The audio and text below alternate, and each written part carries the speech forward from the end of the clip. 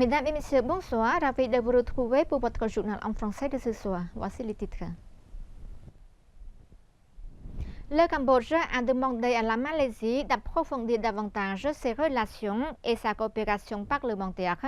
pour les intérêts des deux pays, de leur peuple et de la communauté de l'ASEAN.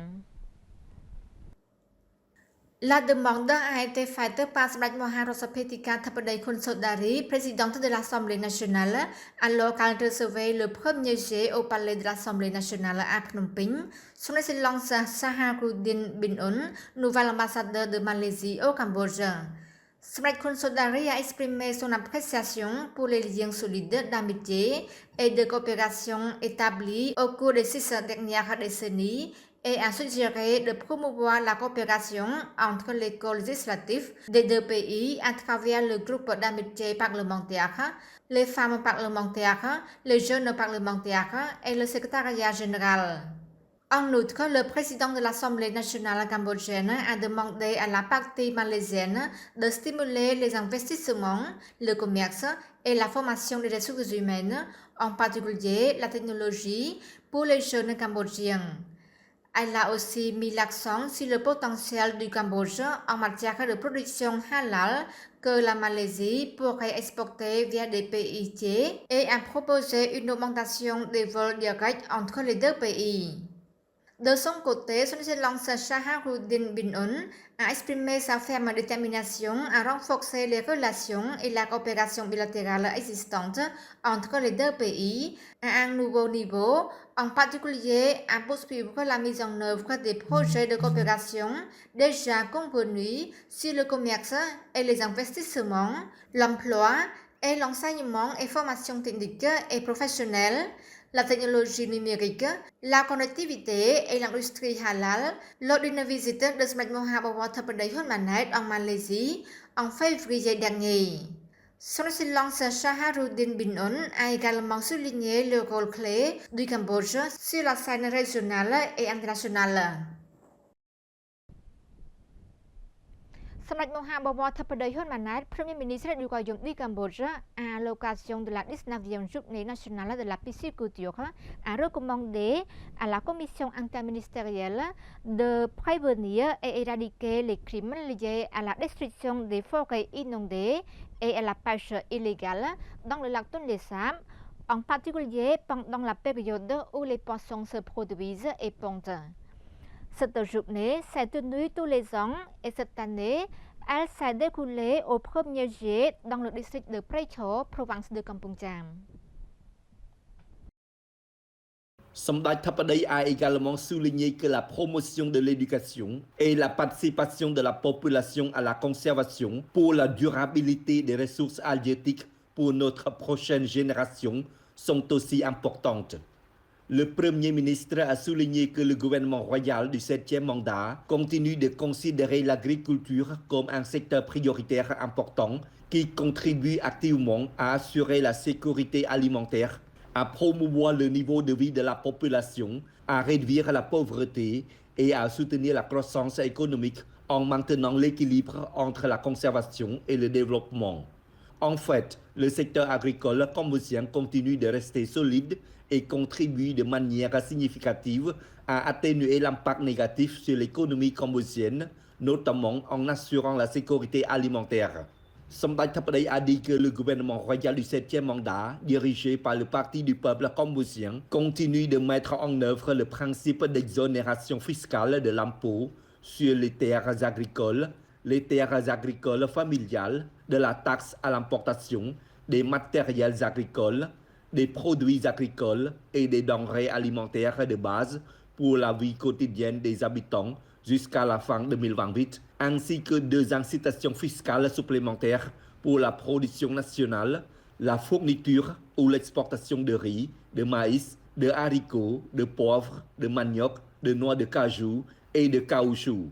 En outre, les 5 produits agricoles potentiels comprennent les longanes de Pailen, la mangue, l'agriculture, l'aquaculture, l'élevage et les produits locaux à base d'huile de palme qui sont des matières premières pour l'alimentation animale en utilisant le même mécanisme d'incitation. Dans le même temps, afin d'accélérer le développement du secteur agricole et de résoudre les défis auxquels sont confrontés les agriculteurs. Le gouvernement royal a mis en place la 5e et 6e politique prioritaire qui comprennent la promotion de la production, la commercialisation et le maintien de l'équilibre du prix des principaux agricoles à un niveau raisonnable, le déploiement d'agences agricoles communaux et le développement de communautés agricoles modernes. En 2023, le Cambodge a exporté près de 9 millions de tonnes de produits agricoles vers 78 pays pour une valeur totale de près de 5 milliards de dollars, ce qui a contribué au soutien de l'économie nationale. Son Excellence Apisanté Bandit Sosokha, vice-premier ministre et ministre de l'Intérieur, a présidé le 1er juillet la cérémonie d'investiture du gouverneur de la province de Kandal. Lors de la cérémonie d'investiture du gouverneur de la province de Kandal, tenue dans la matinée du 1er juillet 2024, Son Excellence Apisanté Bandit Sosokha, vice-premier ministre et ministre de l'Intérieur, a exhorté le nouveau gouverneur de la province de Kandal à renforcer la gouvernance et à moderniser une administration avec la haute compétente, intelligente et propre, afin de maintenir conjointement la paix et la stabilité politique, la sécurité, l'ordre public et le développement de la province, conformément à la stratégie du Pentagone de la première phase du gouvernement royal de la 7e législature, sous la direction sage de Sraj Mahabawar Thappadej Hun Manet, Premier ministre du Royaume du Cambodge. Son Excellence Apisanté Bandit Sosokha a exprimé son appréciation et sa reconnaissance à Son Excellence Kung Sophwan pour ses efforts visant à faciliter l'administration et le développement de la province de Kandal au cours de son mandat de gouverneur de la province de Kandal au cours des 4 dernières années, et il a exprimé ses félicitations à Son Excellence Koh Chamran qui a maintenant été nommé gouverneur de la province de Kandal. Son Excellence Apisanté Bandit a profité de cette occasion de demander au Conseil provincial, aux vice-gouverneurs provinciaux, ainsi qu'aux chefs des départements, des provinces, des municipalités, des districts et des communes, aux forces armées et à la population de la province de Kandal de soutenir et de se joindre à Son Excellence Koh Chamran pour continuer à maintenir la paix, la stabilité politique, la sécurité, l'ordre public et le développement de la province. Son Excellence ông nhà Mohammed Kui Supal, inspecteur le labour du groupe de Samdach Eux dans le district de Srei Santho, province de Kampong Cham. Son Excellence ông nhà Mohammed Kui Supal, conseiller personnel du roi et ministre d'État chargé des affaires générales du ministère du Palais Royal, accompagné de Son Excellence Chi Hon, ministre accompagnant le Palais Royal du ministère du Palais Royal, et des principaux responsables du ministère du Palais Royal, a inspecté le groupe Samdach Eux qui intervient activement pour aider à labourer les rizières de saison des pluies des agriculteurs pauvres de la commune de Tong Trolach, district de Srei Santho, province de Kampong Cham.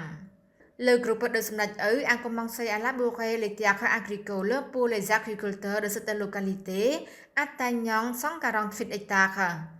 Quand le labour de cette localité est terminé, le groupe de Samdach Eux continuera à labourer les rizières des agriculteurs dans d'autres communes, districts et provinces, conformément aux directives de Samdach Vivian, chef du groupe de Samdach Eux, qui suit toujours à la haute sagesse de Sa Majesté le roi du Royaume du Cambodge et de Sa Majesté la Reine Mère du Cambodge, qui pense toujours aux difficultés des pauvres. Le groupe de Samdach Eux a commencé son activité de labourer les rizières pour les agriculteurs de la commune de Tong Trolach, district de Srei Santho, province de Kampong Cham, le 28 mai 2024. Jusqu'à présent, le labour a réalisé 365 hectares. Pour la commune de Po Chamran, district de Bosait, province de Kampong Speu, le labour a commencé depuis le 1er juin 2024 et 299 hectares ont été atteints. Quant à la commune de Kcha, district de Sonikum, province de Siem Reap, a commencé à labourer le 11 juin 2024. Jusqu'à présent, 219 hectares ont été réalisés.